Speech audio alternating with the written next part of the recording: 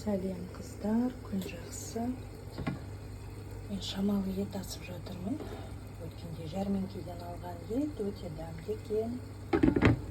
Жыжық қалнаш пісірем деген. Сөйтсем үйде ұн бітіп қалыпты. Содан міне мұнан қазір сорпаға салып жерем. Спагетти, да? Мынау подлива. Жуаны томатпен қуырдым. Помидор қостым, бір картоп, шамалы май. Бұл подливасы болады.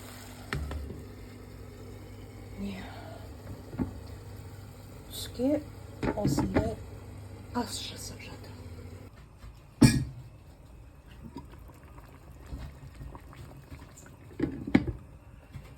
Вот такая вот история.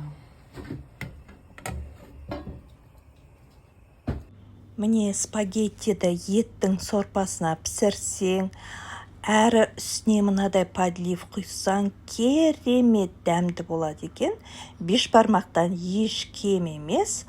Ұлым, әпкем үшеуміз сүйсініп жедік. Жасап көріңіздер. Бәрімізге ас болсын. Видеоны қарағандарыңыз үшін рахмет.